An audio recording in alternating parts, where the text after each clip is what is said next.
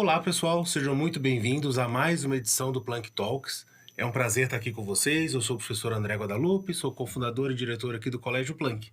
E a gente está transmitindo esse Planck Talk direto da nossa rádio Planck aqui no colégio.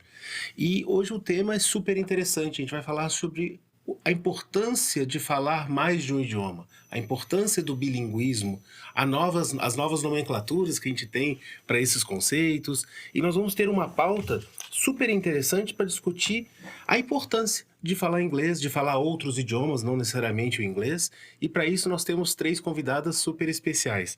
Professora Simone Faustino. Professora, prazer estar aqui, obrigado. Prazer, muito obrigada pelo convite, fiquei muito feliz.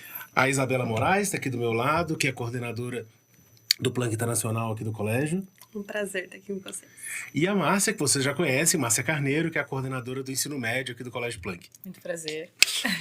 E, pessoal, deixa eu pegar aqui minha colinha, porque hoje a gente tem aspectos muito importantes quando a gente fala do ensino e do aprendizado de mais de um idioma. A gente vai falar um pouquinho sobre as motivações e os desafios do aprendizado desses idiomas. A gente vai falar um pouquinho sobre os benefícios de falar outros idiomas. Vamos falar sobre os aspectos sociais, econômicos, políticos e vamos tentar entrar ali até no multilinguismo e a cultura de paz, que é algo super importante dentro da nossa estrutura, dentro do colégio. E para começar o nosso bate-papo, eu gostaria de convidar aqui a professora Simone para começar a conversar com a gente sobre os desafios, né, do aprendizado de outros idiomas. Professora, como é que é isso? A senhora que está em sala de aula, trabalhando com os nossos estudantes, com outros estudantes de outras escolas, com muita experiência, com muita qualidade. Como é que é isso? Quais são os desafios de trabalhar idioma com os jovens? Olha, quando eu penso tanto em desafio quanto em motivação, eu acho que eu separo um pouco o universo do adulto e o da criança e do adolescente, porque eu acho que as motivações e os desafios são bastante diferentes. Quando a gente pensa na criança, né, respondendo primeiro a sua pergunta, eu acho que primeiro é a inserção daquela criança em ambientes onde você tem uma diversidade de níveis muito grande. Então, eu tenho uma criança, não se trata apenas de performar melhor ou pior dentro do idioma, mas realmente tem criança que nunca teve contato com a língua e criança que já tem contato há muito tempo, que viaja, que faz curso de inglês. Então, você ter todo mundo nesse mesmo ambiente é um desafio. É um desafio bem grande. O quanto é heterogêneo, né? Exatamente. Então, eu acho que, assim, a gente procura, né, colocar alguns filtros e eu acho que hoje em dia a gente ainda tem algumas coisas que contam ao nosso favor, que é o contato que se tem com o idioma através de milhares de plataformas e aí que as crianças têm acesso desde muito cedo, né? Então, eu acho que isso contribui muito, né? Traz muita coisa a nosso favor.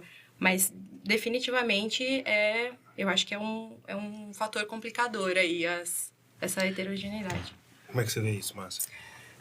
Eu sinto que para cada família, ela traz uma cultura, né? Cada casa, cada família tem a sua gestão daquilo que é importante. Quando a gente coloca todo mundo dentro do contexto, a gente começa a perceber que essas importâncias elas passam a ser significativas no nosso trabalho. Porque eu preciso significar para todo mundo da mesma forma aquilo que eu preciso que todos aprendam. Então, trazer a língua para um contexto de que isso é algo fundamental é o grande desafio de deixar todo mundo equalizado nesse sentido. Mas mais do que fundamental é o quanto a língua pode ser motivada para aquele estudante neste fazer. Então, como eu faço aquele estudante entender que aquilo que eu estou trazendo para ele vai fazer diferença no dia de amanhã dele, no aplicativo que ele vai usar, em casa, na conversa, na janta em casa e assim por diante. Então, eu sinto, sim, que a gente tem esse desafio porque a gente trabalha a questão da língua num formato bem mais amplo do que só a escola, né? A língua tem que ser significativa para aquele contexto daquela criança, para a família, para os amigos e para tudo que ele vivencia. Então, sim, o nosso desafio também está muito pautado neste repertório que o aluno traz, porque hoje a gente recebe um aluno do 6º ano, ele está com 12 anos. O que de 12 anos de repertório ele chegou até aqui, para que a gente siga daqui para frente com ele, motivando e transformando isso em significativo. Perfeito. Então, o nosso desafio está bem por aí. Isa, como é que você vê isso? Eu acho que a maior dificuldade realmente é o significado que aquela criança vê na linguagem. Vocês enxergam, por exemplo, que no colégio a gente acaba tratando e se relacionando com um perfil socioeconômico privilegiado dentro da sociedade. Mas vocês enxergam que o aluno, ele entende que não saber inglês, especificamente o idioma inglês, vai deixá-lo muito à margem na vida profissional, na sua vida adulta? Ou ele acha que não saber, ok, eu vou me virar bem? Como é que vocês percebem isso? A senhora que está em sala? Porque quando eu tinha a idade dos nossos alunos que chegam aqui no colégio, 11, 12 anos, eu não tinha essa percepção da importância do idioma, né? Então, e o meu mundo era muito em língua portuguesa, eu tinha muito pouco acesso. O que eu ouvia de inglês era a música na rádio. Era o que eu tinha contato em inglês e muitas vezes não entendia exatamente as letras. Como é que é hoje? Porque hoje ele está exposto, como você colocou, né, professora Simone? Como é que você enxerga? O aluno pode falar assim, não, inglês não é importante. Então, recentemente eu lancei essa pergunta nas minhas turmas de sexto ano. E eu confesso que eu fiquei muito positivamente surpresa com o retorno. Eu perguntei para eles, por que vocês aprendem inglês? Por que vocês acham que é importante aprender o inglês? E assim, quase todo mundo contribuiu. Acho que a consciência que eles têm hoje em dia da importância do inglês para trabalho, eles já estão pensando, eles estão no sexto ano, eles estão pensando que eles vão precisar disso para trabalhar, que eles vão precisar disso para estudar lá fora, e tem muitos que já têm esse objetivo de talvez fazer uma faculdade fora. Então, eu acho que eles enxergam muito mais valor e utilidade no idioma hoje do que eu percebia na sala de aula 10 anos atrás. Então, eu acho que essa consciência, não sei se... Isso eu tô falando de sexto ano, né? Sim. Imagina, acho que no médio deve ser ainda Isso maior. vem crescendo, sim, professora, e eu percebo que um fator facilitador, professor André, que o senhor trouxe é o poder aquisitivo do estudante de uma escola em que este valor é significativo. Isso faz muita diferença. Se a gente pensar que a gente está num país com dimensões continentais e que nada à nossa volta tem outras línguas, a motivação interna para aprender, ela tem que estar muito presente. Ela tem que ser cotidianamente valorizada. Eu acho que vem muito dos pais, né? Que você trouxe da questão da cultura, do que é conversado no jantar. Hoje os pais, eles entendem que não estudar inglês, não saber inglês, não se comunicar bem em inglês, não ler um texto em inglês, não ter interpretação daquele texto, que não é só ler, né? É igual a gente tem analfabetos funcionais, que a pessoa lê, mas ela não tem capacidade de interpretação. Isso. Saber entender, saber pensar, saber se comunicar com qualidade é algo que os pais mostram para os filhos que é importante. Eles percebem a dificuldade de hoje de fazer uma boa pesquisa na internet, porque você vai ter bons artigos, bons textos em inglês, né? É uma língua franca, é um termo que eu tenho ouvido falar mais, que é onde está a informação de mais qualidade. Você vai fazer uma pesquisa mais vertical sobre algum assunto, você vai passar pela necessidade de interpretar o inglês.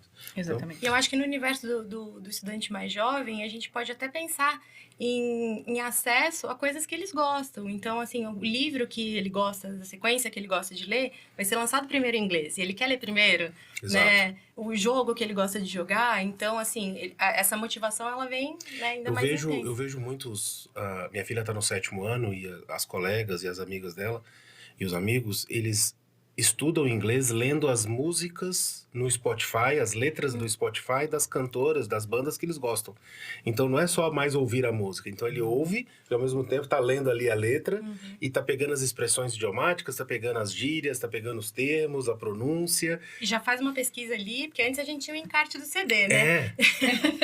Exato. E já e já interpreta aquela palavra, o que é, já busca. Então tá mais fácil também ter acesso a estudar e a ter contato com os idiomas, né? Então, acho que isso é um grande...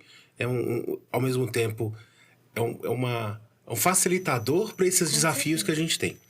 Agora, quando a gente fala de desafios, pensa um pouco também sobre as estratégias, né? Que estratégias a gente pode ter para motivar esses alunos?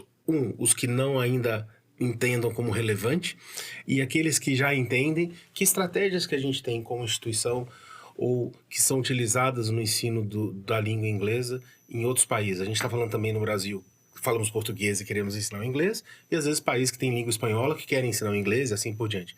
Que estratégias são utilizadas, professor? Olha, o que eu sinto dentro aqui do nosso contexto, onde a gente ensina inglês como uma língua adicional, né? Tá? Eu sinto que nas aulas em que o inglês, e eu acho que isso é reflexo do que é ensinar inglês de uma forma bacana, usar o inglês não como um fim, mas como meio, ele é muito positivo, assim, tem esse impacto motivador. Então, se a gente está lendo um texto sobre um tema que é de interesse deles, às vezes é algo mais dramático, eles querem contribuir, eles se interessaram pelo tema, então ele precisou do inglês para ler o texto, e ele precisou do inglês para comentar, para fazer o comentário, para dar a opinião dele sobre aquele tema. Então, o inglês, ele passou a ser um meio. Eu acho que nesses contextos, que é um contexto de abordagem mais comunicativa, ele é mais motivador. Perfeito. Do que o inglês, aquela gramática, sabe? Falar em português e ensinar a gramática em inglês e praticar apenas. Então, eu acho que quando a gente contextualiza, a gente motiva. Eu acredito que uma estratégia... É muito interessante, porque normalmente quando as pessoas entram no nosso espaço aqui, eu recebo muita pergunta: vocês são bilíngues? Eu falei, não, nós somos uma escola que valoriza o idioma, seja ele aquele que o estudante opte por aprender. Mas inglês, realmente, pra gente, é bastante significativo. Então, quando eu trago isso e eu falo, o aluno que começa a aprender inglês aqui no 6º ano, ele tem uma carga grande, e ele vai até o 9º, e no 9º, quando ele estiver pronto, ele já tem uma proficiência que pode levá-lo a resolver muitas questões da vida dele, eu já estou trazendo um processo motivacional bastante importante para dentro da escola.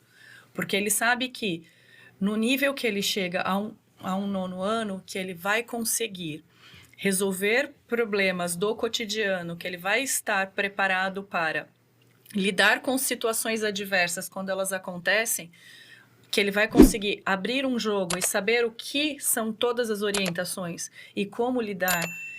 Quando eu trago isso para o estudante, eu já estou fazendo um grande aporte para tudo que ele precisa. E quando eu passo a trazer para ele, você quer continuar nesta jornada, e esta jornada te aumenta esse seu repertório. Essa jornada faz com que você precise entender um pouco mais da cultura, um pouco mais da literatura, e se conectar com um mercado de trabalho, com entender como as pessoas vão te enxergar ao longo do caminho. Eu estou fazendo um outro movimento. Então, eu vou aos poucos trazendo o inglês para o meu estudante de forma gradual e dando significado para cada etapa da vida dele do que ele vai usar. Eu acho que este é a grande estratégia que a gente tem hoje trabalhando com os nossos estudantes. A cada passo do seu processo de aprendizagem, você vai estar apto a coisas da sua vida que vão ser significativas para você. E aí é por isso que a gente caminha. Tanto que o nosso última etapa, o aluno está escrevendo e-mail, fazendo ICEI, trazendo currículo, trabalhando repertório e entendendo bastante de literatura, por exemplo. Para quê? Para que ele tenha a cultura de saber onde ele vai estar. Então, a gente já lapidou o processo até o último momento. A gente foi aos poucos graduando. Que é o que a língua vai trazer, e qualquer uma, até a nossa. Quando a gente nasce, a gente vai aprendendo etapas por etapas o que a gente precisa viver. Um estudante no ensino médio, ele começa a ter que entender melhor de um repertório mais culto da língua, que é o que a gente vai trazendo aqui. Então, a gente vai contextualizando a língua de acordo com a necessidade e com aquilo que ele é capaz de trazer. É interessante, Márcia, porque eu sou professor de física, né? Eu não trabalho idiomas, linguagem. E nem sempre eu percebo o nosso estudante engajado em ter um repertório de maior cultura, de maior sofisticação. É um desafio meu o tempo todo trazer para eles aspectos da física onde ele vai, de forma a interpretar melhor o mundo onde ele vive. Então, desde eu usei esse exemplo recentemente numa palestra. Eu estava falando com os meninos sobre máquinas térmicas. E dificilmente os meninos se engajam para entender ciclo de Carnot e máquina térmica, por mais que eu fale da Revolução Industrial. Mas se eu trago ali carro elétrico, carro híbrido, autonomia de carro híbrido, autonomia de carro elétrico, qual que é a perspectiva de impacto ambiental ou não, eu percebo que eles se interessam um pouco mais e se permitem gostar mais de ciclo de Carnot e de máquinas térmicas. Mas é um desafio o tempo todo trazer para ele, olha, não é o culto pela cultura, não é informação a mais só. Você vai ter um diálogo melhor, você vai interpretar melhor uma notícia de jornal, você vai viver melhor, você se torna uma pessoa mais interessante, você se torna uma pessoa que para dialogar é mais gostoso, você é uma pessoa mais sofisticada. Isso é um desafio nosso nas matérias tradicionais. A língua portuguesa, a matemática básica e o inglês, eu acho que são ferramentas que ele vai usar na vida inteira. Então, deveria ser mais fácil motivar o inglês, né? Deveria ser mais fácil, porque é meio óbvio que eu preciso saber ler e escrever português. E hoje se tornou óbvio ler, escrever e interpretar inglês. E eu vejo, Isabela, que você que trabalha com os alunos ali para preparação para os applications, para o SAT, para os exames de certificação, nem todos encaram com certa alegria o estudo desse idioma. Alguns encaram assim, nossa, é um mal necessário, puxa vida, que chato, e eu vou ter que me dedicar a isso. Como é que você vê e como é que que estratégias que você usa junto com os professores para que isso seja mais agradável para os meninos? A gente trabalha com os meninos de forma a fazer eles olharem como a língua vai trazer o protagonismo para eles, para a própria vida. Tá. É tomar a língua como uma estratégia de poder, dar os meios para levá-los... É interessante isso. Dar os meios para levá-los a um determinado caminho. Então, para um application em uma universidade, sem saber escrever de uma determinada forma correta, você não entra. Né? Mas é pela dor ou pelo amor?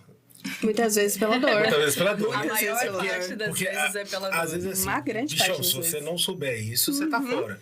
E não é pelo, nossa, eu sei porque eu...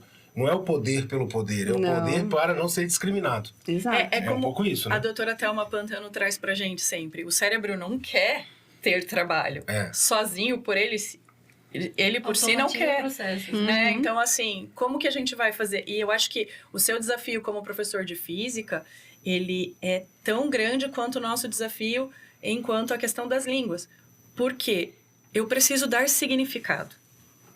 Senão, não vou ter o engajamento. Eu preciso dar significado. Se o significado é a prova do SAT, e que é uma prova que ele precisa treinar muito, porque tem uma agilidade de resposta que ele tem que ter muito grande, ele vai sofrer.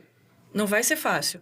Não vai ser fácil eu ter que fazer 10 vezes uma coisa até eu automatizar essa coisa para eu entender que a minha resposta pode ser mais rápida. Mas, se eu não estiver ali, eu tô fora. E aí, isso é algo que tem sido desafio, não só para física e para a língua, mas para o processo de aprendizagem. Não é simples trazer esse aluno para aprender. Quando eu fui buscar repertório para a gente conversar hoje, o que eu achei de artigo em francês foi muito grande. Por quê? Porque é um desafio da França. A França também sente esse desafio de trazer o estudante para entender que outras línguas traz essa amplitude de mundo e de esse cultura. empoderamento, né? Exatamente.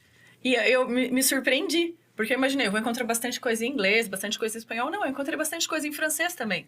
Então, a gente sente que é um desafio não só do Brasil, é um desafio mundial, trazer significado para o aluno realmente falar, ó, vou parar e vou aprender isso. Como é na China, como é na Índia, né? Esse processo de empoderamento do estudante é uma coisa natural. Ele vem chegando cada vez mais empoderado de si, dono desses movimentos. Existe desculpa.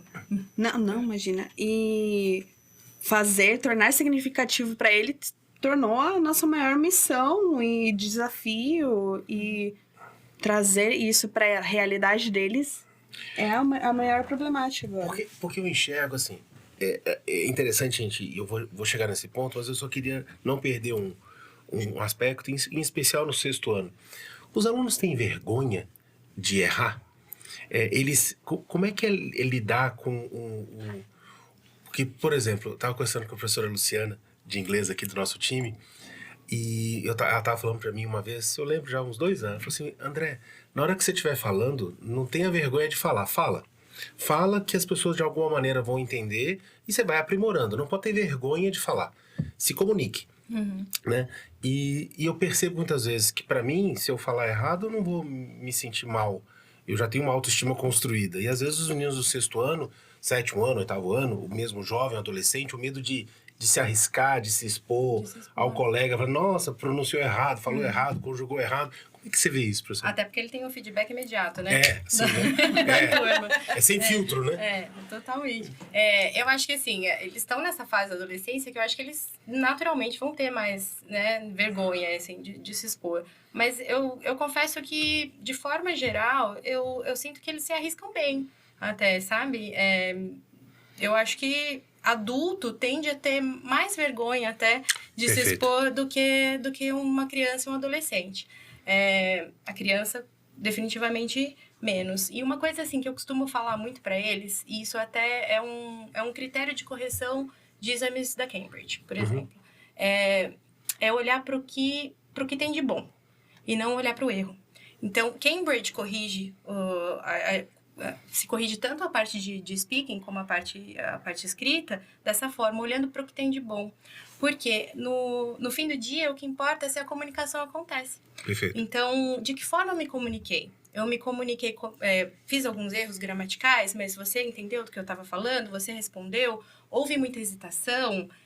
Que tipo de coisas que atrapalham a comunicação acontecer? Eu acho que isso é o mais importante. Então, eu acho que a gente tirar o holofote do erro, e isso eu trago muito para eles na sala de aula, e colocar o holofote no acerto. Olha que legal, você usou isso. Isso é muito bacana, parabéns. Sabe? Eu acho que isso ajuda muito e acaba se tornando uma estratégia de dar uma relaxadinha e de perder um pouco a vergonha na hora de falar. E eu estava até falando isso mais cedo com a Isa também, sobre estar em ambientes em que você se sinta confortável. E às vezes, se o ambiente não te permite isso, às vezes o assunto te permite. Então, falar de uma coisa que você gosta, isso, né, a pessoa vai se soltando um pouquinho mais. Então, eu acho que tem algumas estratégias que a gente pode usar no quesito vergonha, que eu acho que Muito legal o que você colocou. Eu acho que esse olhar pro acerto com mais intensidade é algo que, de certa forma, deveríamos usar em tudo, né? É olhar a generosidade, o pequeno gesto gentil em vez do não gesto gentil, é olhar os aspectos bons do seu dia e não os aspectos negativos do dia, é não permitir que, às vezes, alguém que te fechou no trânsito atrapalhe o resto do dia. Foi aquele momento e pronto. É tentar sempre ter um olhar mais positivo sobre tudo. Eu acho que na sala de aula é o lugar onde mais tem que se exercitar isso. Porque se a gente trata o erro com espontaneidade, é mais fácil do aluno acertar. E ele se sente mais protegido. Ele se sente num ambiente mais seguro para testar, para tentar, né? E um outro ponto que eu acho que é relevante, que você colocou, Isabela, da questão do amor ou da dor pelo aprendizado, né? A gente não pode esquecer que a gente vive num país continental, num país de enormes desigualdades, e quando a gente fala de estratégias de ensino, a gente pensa, nós atuamos no setor privado, mas a escala está no setor público, que é 90% das escolas do Brasil. E o Brasil tem uma dificuldade enorme de ensinar a matemática, a língua portuguesa, quanto mais o inglês. E isso acaba repercutindo muito nos exames vestibulares, né? Então você pega o Enem, ele tem uma pequena quantidade de questões em inglês e espanhol, sendo que 80% dos candidatos que fazem o Enem optam pelo espanhol, pela falsa semelhança e pela total ignorância do inglês. Então, pelo menos eu vou para alguma coisa que eu posso tentar ali entender e interpretar. Você pega o vestibular da USP, da FUVEST, tem também uma quantidade de questões muito pequenas. O inglês, de forma geral, ele é pouco valorizado lá na ponta, né?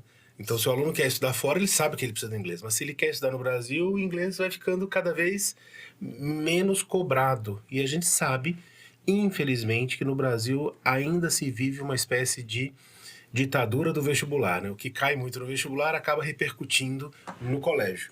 Enquanto o inglês não for cobrado de uma forma mais intensa nos exames, ele vai ser tratado como uma matéria complementar e não uma matéria fundamental, como a gente está discutindo aqui, que é. Como é que a senhora vê isso, professora?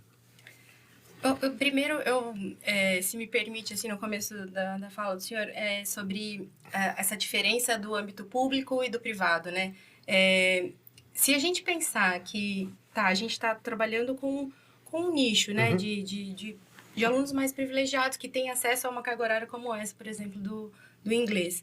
Mas se a gente pensar que também aqui das instituições privadas, de escolas como a nossa, saem também grandes líderes que ocupam cargos executivos importantes, até políticos importantes também, o impacto que ele tem numa comunidade é muito grande, é muito importante também, né? Então, não se trata só de olhar para o público, claro. Né? Esses dois lados têm grandes impactos, né? A única coisa que reduz desigualdade é a educação, né? Então, assim, se a gente investir na formação dos nossos e imaginar que esses vão ser os geradores das próximas gerações, a gente está acertando, né? É que o ideal seria que a gente tivesse todas as escolas do Brasil fossem como o Planck, ou com a mesma qualidade ou superior. E esse seria o nosso sonho de educador, né? Mas enquanto não temos, vamos fazendo o que está ao nosso alcance, né? De fazer o melhor possível com o que a gente consegue alcançar. Preparar esses líderes, que hoje é o que a gente vê que nós fazemos hoje. E graças a Deus temos formados pessoas incríveis aqui. A gente tem o privilégio de tê-los de volta de vez em quando e contar pra gente o que eles estão fazendo. Eles têm buscado fazer essa diferença no mundo. Eu acho que isso é um ponto importante. Mas quando a gente entende a realidade do Brasil em relação à língua, faz um pouco sentido a gente ter essa dificuldade. O Conselho Britânico, aqui no Brasil, ele diz que no entendimento dele, apenas 5% da população do Brasil consegue falar inglês. Então, a gente está falando de um número muito, muito, muito pequeno. E pessoas que falam são extremamente privilegiadas neste momento. Então, o desafio de mudar isso é um desafio muito grande do Brasil ainda hoje. É algo elitizado, né? É muito elite, sim. E aí eu trago boas notícias para vocês. Eu já ouvi falar, tem uma professora, inclusive, que se chama Michelle Alcadre, ela é da Estadual de Londrina. Ela coordena alguns projetos de implementação de escolas bilíngues na rede pública. Então, assim, isso ainda é escala muito pequena, né? A gente está falando de um projeto a longo prazo, mas já existem, sim, políticas públicas para democratização da língua inglesa. E eu acho que isso é extremamente importante porque é até um gancho com o que a gente falou antes, o saber, né? O falar um outro idioma, tanto quanto o saber, hoje em dia é uma commodity, né? A gente tem até aqui o termo, a gente fala de capital simbólico, né? Então, eu traduzo esse saber, no caso aqui da nossa discussão, o idioma, em poder, né? Então, eu preciso democratizar esse poder. Isso é fundamental. E, professora, a senhora usou aqui a palavra termo, e antes da gente iniciar a nossa gravação, a senhora estava me colocando que existem novos termos linguísticos, né?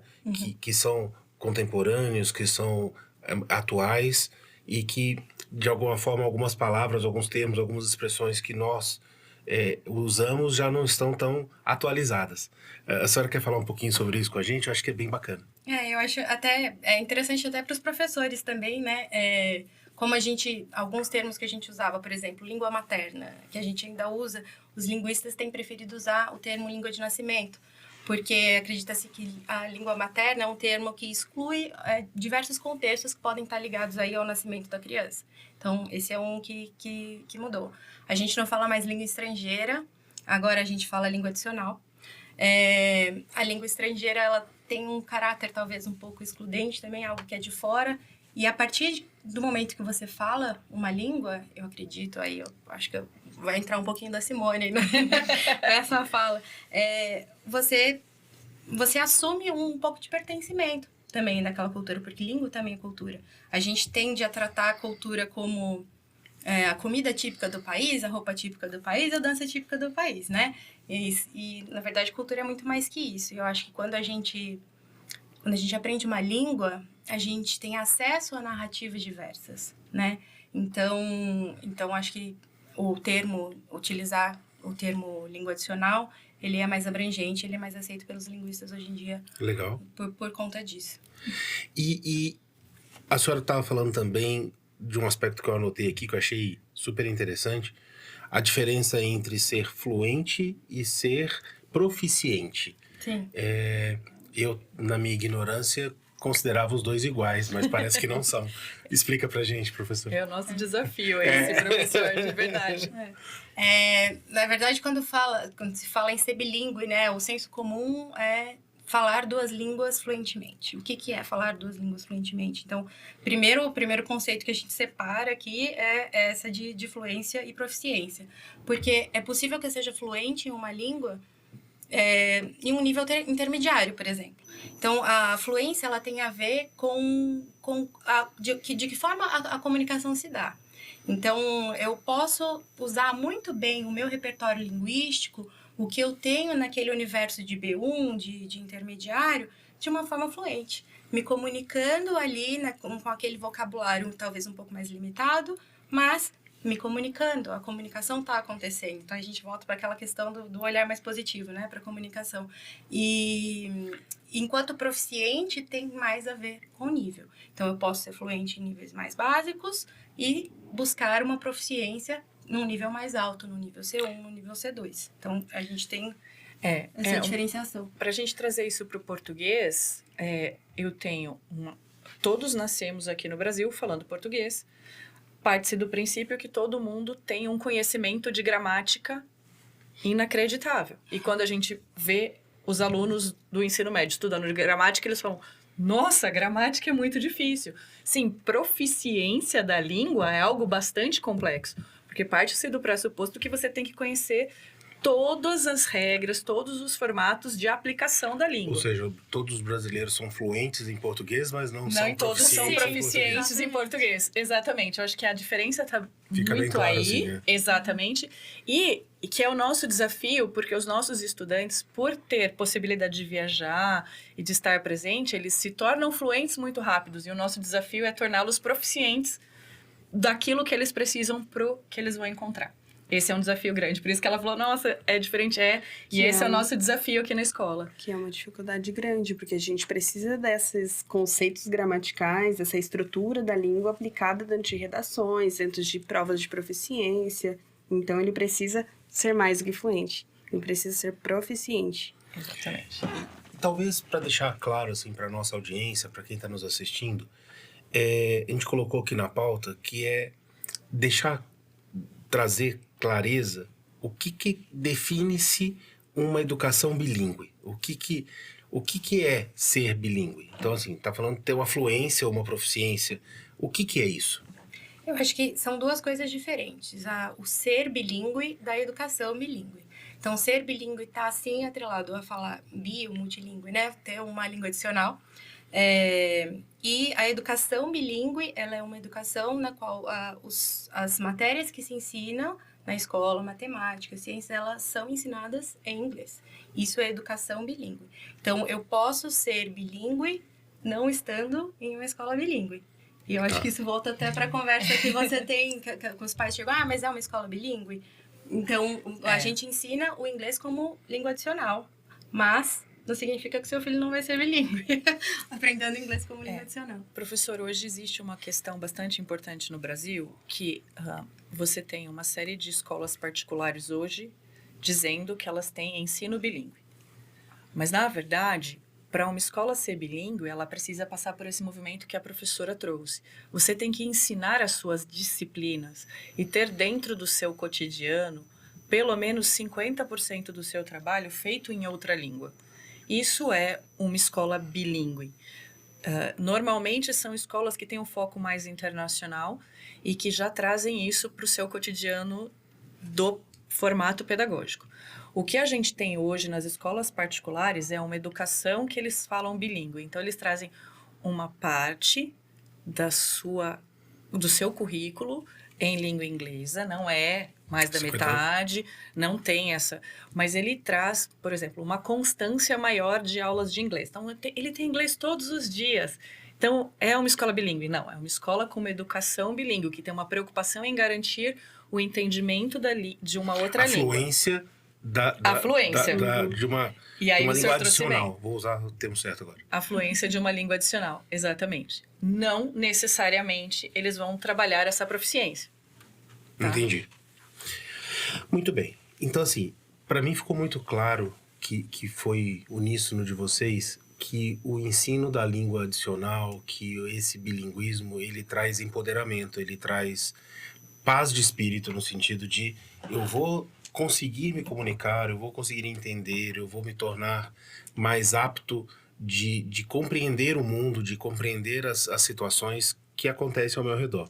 Cada vez o mundo se tornando menor, cada vez mais globalizado, os problemas que acontecem em fronteiras distantes daqui repercutem no nosso dia a dia, e interpretar isso bem é muito importante, né? A gente teve um episódio aqui falando, que foi ao ar algumas semanas atrás, sobre inteligência artificial, ChatGPT, e a gente estava discutindo como que pesquisar isso em inglês e pesquisar em português te traz resultados muito distintos, né? Que a biblioteca de dados do ChatGPT na língua inglesa é muito mais sofisticada que a biblioteca de dados em língua portuguesa. Então, perguntas ou mesmo briefings para desenvolvimento de imagens, se você briefa em inglês, você vai ter uma qualidade de resposta de qualquer sistema de inteligência artificial mais eficiente. E ninguém hoje pode dizer que a inteligência artificial não vai ter um impacto na vida daqui a 5, 10, 15 anos. A gente não sabe a velocidade desse impacto, não sabe a intensidade, mas que vai ter, vai ter. E ao dominar o inglês, como uma língua adicional para a gente, é absolutamente fundamental. O ser bilíngue, ele te dá repertório, mais repertório linguístico, né? Então, você tem acesso a, como o senhor falou agora, ao usar uma ferramenta digital ou em outros contextos também, você tem mais repertórios. É igual antigamente, né? Quando você ia no barzinho, via o artista tocando a música, você olhava o tamanho da pasta dele, o repertório dele é grande, então ele pode tocar todo tipo de música. E na língua é isso, né? Ele tem acesso, aí a gente parte até para um movimento um pouco maior, né? Acesso tanto pensando na linguística aplicada, nesses repertórios linguísticos, como a língua adicional, ela afeta a língua de nascimento e vice-versa. Existem pesquisas que mostram que existem benefícios mútuos. Então, assim, eu falar a língua adicional melhora a minha performance na minha língua de nascimento, assim como a de nascimento melhora a minha performance na adicional. Então, a gente pode pensar isso no âmbito linguístico e depois a gente pode falar dos benefícios, né, de ser bilíngue também. E definitivamente cultural. Eu trouxe até uma frase aqui que eu gosto muito, que é da Antonieta Megali, que é um dos grandes nomes do bilinguismo aqui no Brasil, que ela fala que ser bilíngue potencializa a nossa ação no mundo. Então, esse acesso à língua, ele te permite acesso ao entendimento de cultura. Quando eu fiquei pensando assim, um exemplo muito bobo, eu não sei nem se seria pretensão minha dar, porque é em alemão. Mas se a gente pensar como que o alemão fala número, por exemplo, ele fala 22, né, que é o 22, aí ele coloca o 2 e 20, tudo numa palavra só. Se a gente pensar de um exemplo tão pequenininho assim, como que a língua ela se organiza? Como que o alemão pensa? Como é que o entendimento de mundo dele é, né? A partir de um exemplo tão simples. Se fala que só pode se filosofar em alemão, né? Como que a língua tem tantas complexidades? A palavra que eles têm para pia de banheiro é diferente da pia da cozinha. Então, assim, é uma língua que tem muitos detalhes. O que isso me diz sobre a cultura? Então, a cultura alemã, né? Então, se eu tenho acesso a essa língua, eu tenho acesso ao modo de pensar, né? E aí a gente volta pro... E aí a professora trouxe uma coisa bastante significativa. Isso é muito interessante. Porque uma pessoa bilíngue, ela não se sente confortável apenas com esse conhecimento. Ela não para por aí. Ela vai buscar novos repertórios e novas línguas e novas possibilidades e novos acessos. Isso é bastante interessante.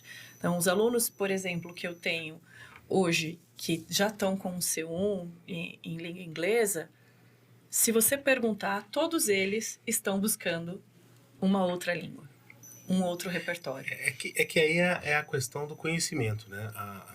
O conhecimento puxa conhecimento. Então, Exatamente. Isso vale para todas as disciplinas. Então, se você gosta de matemática e aprendeu, você quer um pouco mais, você quer se aprofundar um pouco mais, eu quero ver outras maneiras de resolver. A gente vê que um aluno gosta muito de matemática quando ele começa a tentar resolver o mesmo problema de formas diferentes. Eu não me contento em resolver. Agora, deixa eu ver se eu posso usar essa outra ferramenta. E se eu resolver com o olhar da geometria? Se eu resolver com o olhar da trigonometria? Então, você vê que ele começa a brincar ali, é prazeroso para ele dominar aquela linguagem. É a linguagem dos números, é a linguagem da matemática. E isso a gente vai percebendo. Para todo mundo que aprende alguma coisa, ele percebe que, poxa, gostei. Legal, posso ir mais. Exatamente, mais. posso ir além. Tem dois psicólogos aí, você pode me ajudar, é Dunning-Kruger, não me lembro, o efeito Dunning-Kruger, né? Não sei se vocês já ouviram falar sobre, eles falam de pockets of incompetence. Então, quanto mais a gente sabe de algum determinado assunto, mais a gente percebe os nossos pockets of incompetence. Mais a gente percebe o quanto a gente não sabe. Isso. O quanto a gente ainda precisa aprender. E o contrário também é verdadeiro. Quanto menos a gente sabe, mais a gente acha que tá tudo bem, que não precisa mais aprender. E aprendizagem na língua é uma constância, né? Não é como andar de bicicleta. Você para e depois você volta como se nada tivesse acontecido. Você tem que continuar aprendendo, Você tem que exercitar, né? né? É uma tem que cultura. A gente vai ter um episódio que a gente vai entrevistar a doutora Thelma, a gente vai falar sobre a neurociência. Posso falar uma besteira aqui, depois ela me corrige, mas a gente precisa exercitar o músculo cérebro o tempo todo. Então, se eu, por exemplo, esses dias um aluno veio me trazer uma dúvida de cálculo integral. Eu falei, olha, eu já soube muito disso, mas hoje eu não lembro mais. Eu preciso me dar um dia aqui que eu vou revisar os livros, lembrar como é que fazia e amanhã eu te ajudo. Então, não é porque eu já aprendi matemática e já fui fluente naquilo, fiquei 20 anos sem ver, hoje ele me traz um problema, eu não lembro. Né? É os desafios dos pais engenheiros fazerem tarefa de matemática com os filhos. Eles, poxa, filho, eu já soube isso, hoje eu não sei, porque eu não exercito, né? Então, o idioma tem essa característica. Sim. E eu acho que vamos puxar o gancho do cérebro, do bilíngue? Vamos. Já que a gente falou do cérebro, eu acho que isso é uma das grandes vantagens de ser bilíngue. Hoje a gente tem pesquisas aí dos benefícios cognitivos de ser bilíngue. Então, a gente tem resultados da neurociência, e a doutora Thelma também vai me perdoar se eu estiver me excedendo aqui, mas a gente tem... As contribuições da neurociência são bastante recentes, assim, para a nossa área. Então, a Isa mesmo, que se formou há pouco tempo, ela falou, nossa, eu não tive isso, meu foi um pouquinho mais de tempo. Não vamos entrar nessa seara, pessoal. Não podemos. Não tive. Hoje eu tendo acesso a essas pesquisas, eu acho bastante interessante, né? Então, assim, o que eles trazem, esses pesquisadores, esses neurocientistas trazem de benefício, eles comparam, né, imagens mesmo, exames de imagem do cérebro de um monolíngue e o cérebro do bilíngue. No cérebro do bilíngue existe uma densidade maior de massa cinzenta no lobo parietal. Então, isso é um indicativo de alteração física no cérebro porque eu tenho uma língua adicional. Então, eu tenho benefícios por ter essa língua adicional. Que tipo de benefícios eu posso ter? Aí a Márcia pode até ajudar mais, mas aqui dentro das funções executivas, eu tenho benefícios em atenção e inibição. E aí, quando eu falo de inibição, eu estou falando de nível motor, então, de conseguir controlar o meu corpo, de atenção, de comportamento, isso tudo dentro da inibição. Alternância de tarefa, eu consigo passar de uma tarefa para outra de maneira mais tranquila. Então, raciocínio menos automatizado, então eu sou menos responsivo às situações. E eu achei isso muito interessante do cérebro, resultado dessa pesquisa, porque eu fiz essa pontinha com a cultura de paz. Se o cérebro bilíngue, ele tem uma maior... ele é menos impulsivo. Ele tem melhor capacidade de reação. Melhor capacidade de reação, exatamente. Então, eu tenho uma capacidade melhor de racionalizar as situações ao invés de ser impulsivo, né? Se eu racionalizo mais, eu confronto menos. Eu oportunizo melhor a minha situação. E aí eu penso, se eu tenho um repertório cultural maior, se eu tenho menos impulsividade, eu tenho mais tolerância, eu consigo trazer o bilinguismo, o conceito de o ser bilíngue como um ser mais promotor de paz. Que exercita melhor a cultura de paz. Mas A gente vai conversar com a doutora Thelma, eu vou perguntar isso para ela, e eu tenho tentado estudar dentro da de forma absolutamente leiga, mas tentando entender mais esse funcionamento da neurociência no aprendizado. E eu li um artigo recentemente que falava muito disso, mas de uma forma geral, né? Uma pessoa que aprende mais, que tem mais conhecimento, que lê diferentes assuntos. Então, pessoa que gosta de arte, que gosta de música, que de alguma forma consegue contemplar um quadro ou uma escultura, é uma pessoa que tem maior desenvolvimento cerebral e que com certeza vai reagir de forma melhor a estímulos. Quer dizer, e faz muito sentido para mim, né? Então, uma pessoa mais culta, uma pessoa que consegue transitar por diferentes áreas do conhecimento, então não necessariamente tem habilidade para fazer arte, mas que ele admira, que goste de diferentes tipos de música, que goste de diferentes tipos de literatura, que leia diferentes assuntos, vai ser uma pessoa que exercita melhor e que vai conseguir administrar melhor as suas emoções. Isso e faz muito sentido para mim. Né? Não faz, que uma pessoa, você espera de uma pessoa mais sofisticada que ela também tenha emoções mais sofisticadas. Você espera que o emocional caminhe junto. Nem sempre é assim, né? Mas você espera que na média isso aconteça. Eu vou um pouquinho mais longe, porque o que a gente entende é que uma consciência corporal, ela se dá de vários aspectos. Então, um saber de si, se compreender e atuar no espaço é o ponto fundamental para isso acontecer. Quando eu estou possibilitando o meu cérebro, a partir daquilo que eu alimento, esta condição de entendimento, tanto motor, físico, emocional, quanto cognitivo, eu estou trazendo este movimento de atuar melhor no mundo. Isso é o ponto fundamental. Então, a neurociência justifica bastante coisa pelo lado cognitivo. A gente, dentro da psicologia, acredita que o psicomotor é o diferencial mesmo. E aí eu passo a entender, por exemplo, entender o meu lugar do espaço, de sala de aula, que é a minha carteira, e eu poder atuar sobre ele de maneira consciente, mais cuidadoso. Eu vou ter condições de estar aprendendo melhor e, ao mesmo tempo, eu vou estar respeitando melhor o meu conjunto de pessoas. Então, o que a gente entende é que quanto mais a gente estimula o cérebro em diferentes formas de aprender, melhor a gente tem a atuação deste indivíduo no mundo. E o bilinguismo, ele vai trazer isso de uma forma rica, porque acrescenta-se cultura aí. Acrescenta-se que o olhar dele para o mundo ainda é maior. Então, eu vejo com esse benefício que a professora trouxe neste formato. Então, eu me entendo melhor, eu sei, por exemplo, trocar a informação.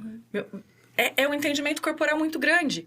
Então, eu passo a entender melhor quem eu sou, onde eu estou e como eu vou atuar. Então, eu acho que esse é o grande benefício. Traz uma leitura melhor de si próprio, uma leitura melhor do ambiente E do mundo. E do mundo. Te torna mais tolerante.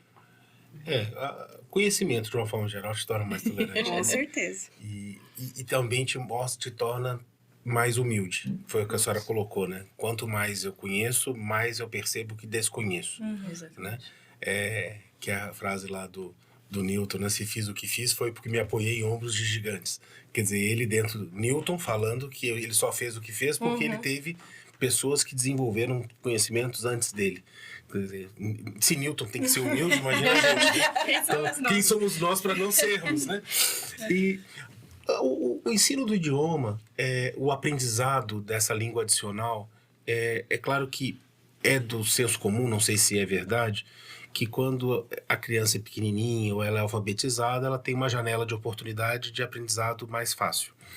Mas depois dessa primeira infância, aprender com 11, 12 anos é a mesma facilidade de aprender com 16, 17 e é a mesma facilidade de aprender adulto, ou vai ficando mais difícil?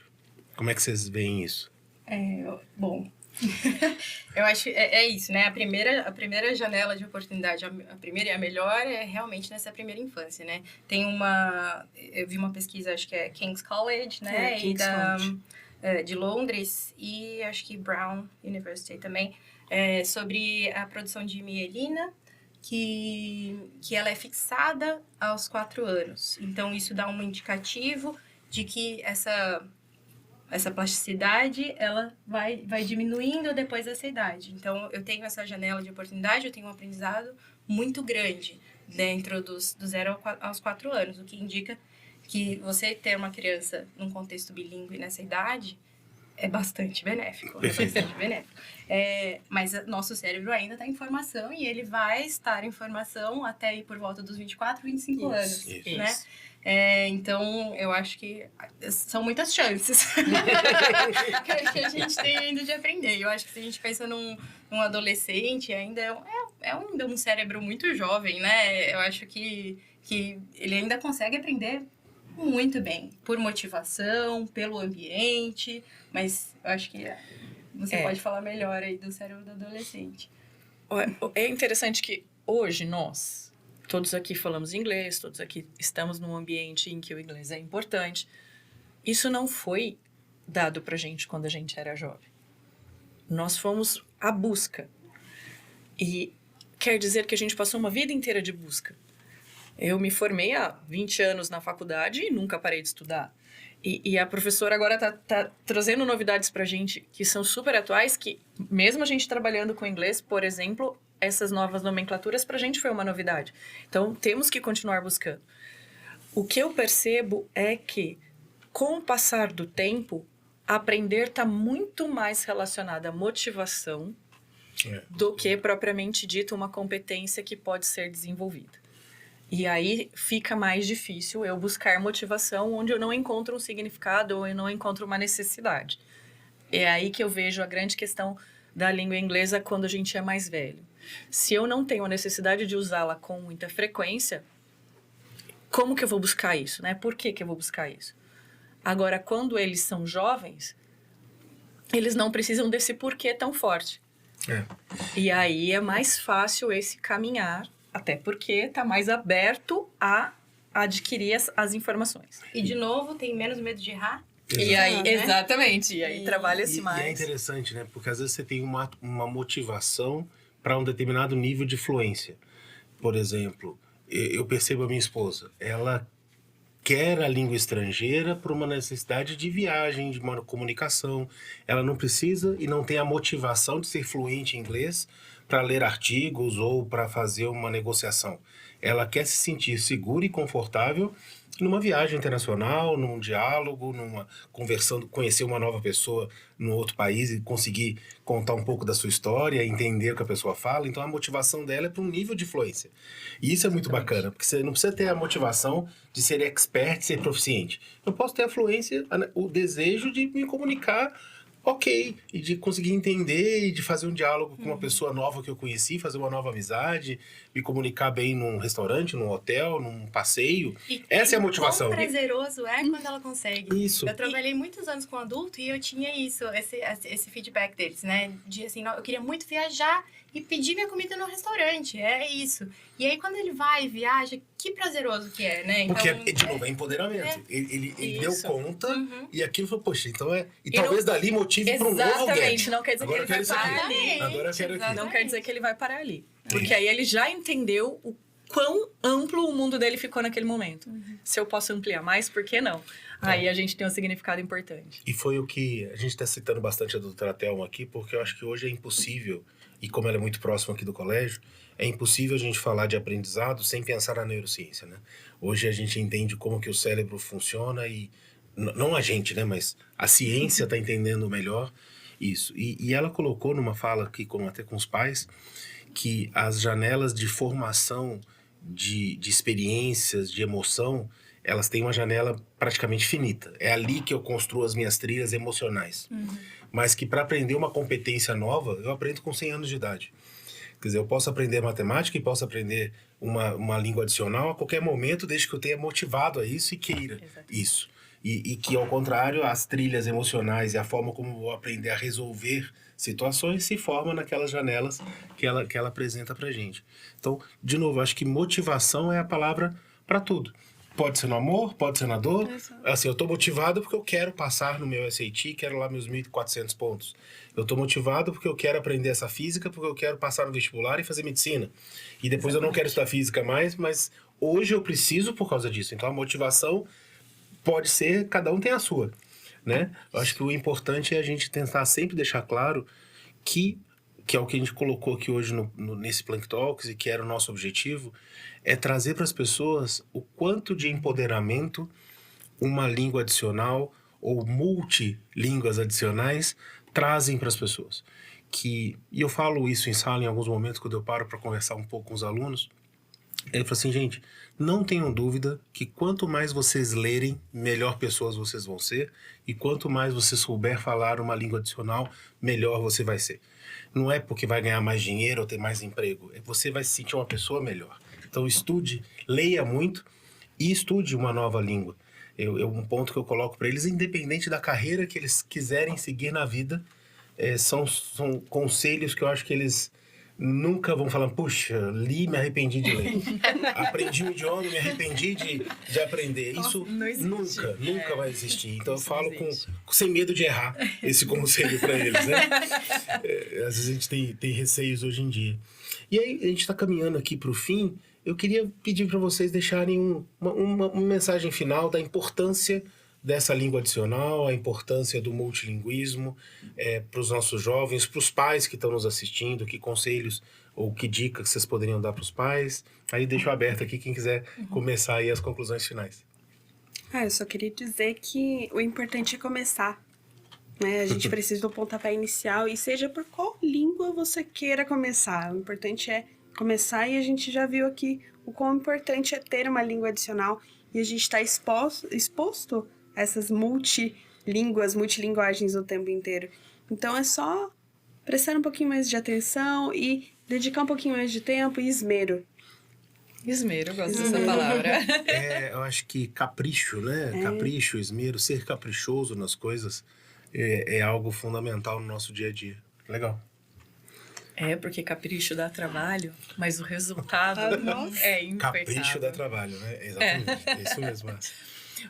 Eu acho que o que eu deixaria hoje é para as famílias, mais do que para o estudante. Porque o estudante, ele está no mundo e ele está recebendo a informação que ele precisa e aí a gente trabalha com ele aqui as questões. Mas eu acho que famílias tragam a ideia de conhecimento para o seu filho como sendo algo bastante importante. Permita que o conhecimento na sua casa seja algo do cotidiano. Mostre, por exemplo, o quão é rico aquilo que seu filho está trazendo. O quanto aquela palavra de inglês que ele usou foi significativa. Porque não tem a ver com você conhecer o inglês para o seu filho conhecer, mas tem a ver com você trazer isso como sendo importante para que ele também valorize. Então, famílias, tragam essa importância para o cotidiano de vocês. Porque a escola sozinha, ela não tem esse poder. Mas a escola somada a tudo que ele vivencia dentro de casa, quer dizer, nos ambientes que ele está, isso é de um poder inacreditável para o conhecimento do estudante. Muito legal. Legal. Eu falaria com os estudantes, então, com as famílias, que estudantes, queridos estudantes, vocês são cidadãos do mundo. Vocês já nasceram cidadãos do mundo, né? Ainda que vocês morem no Brasil, vocês vão trabalhar do computador aqui para uma empresa em Paris, não sei.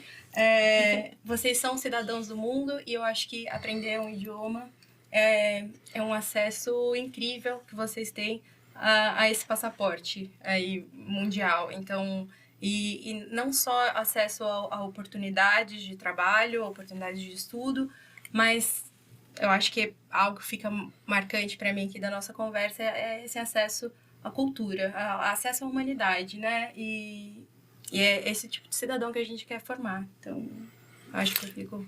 Poxa, que gostoso que é te ouvir. Que sorte os seus alunos têm, porque eu acho que você não só traz o ensino do idioma, mas traz de uma forma muito clara o significado do porquê aprender.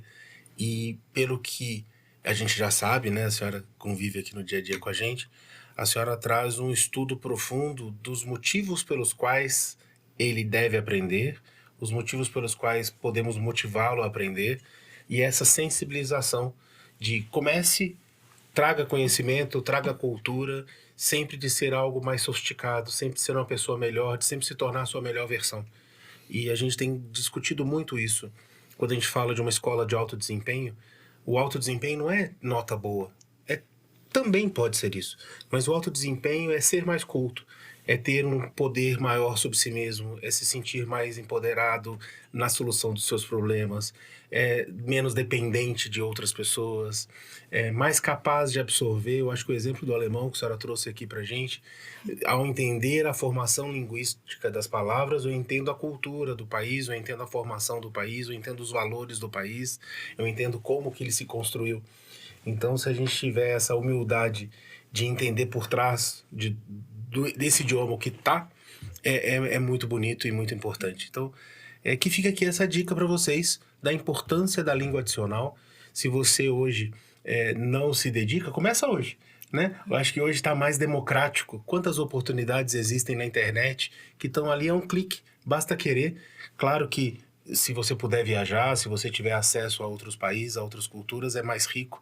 Mas a gente tem muitos exemplos de pessoas humildes que têm acesso ali só à internet, mesmo a internet não de tão boa qualidade, e que por ter a motivação certa aprende. Por ter a motivação certa corre atrás dos seus sonhos. Então eu acho que nunca a informação esteve tão disponível para você transformar em conhecimento. Né? A internet está permitindo isso. Então, corra atrás dessa língua adicional, que eu tenho certeza que você não vai se arrepender. Né? Obrigado, Isabela, Márcia, professora Simone. Foi um prazer tê-la aqui. Espero que o frio do nosso estúdio não tenha... A senhora está tremendo. Já fica a dica para as próximas pessoas que vierem para o nosso estúdio. Tragam uma blusinha. Desculpa, professora, pelo frio. Mas a senhora visivelmente está com frio. Gente, muito obrigado. Foi um prazer estar aqui com vocês. Você que gostou desse episódio, compartilha, comenta, manda esse vídeo para alguém que você acha que possa fazer diferença. E colabora aqui com a gente, curtindo, comentando, se inscrevendo no nosso canal. E semana que vem a gente tem mais um episódio do Plank Talks para você. Tchau, gente. Obrigado. Obrigado, tchau, pessoal. Obrigada. Tchau, tchau.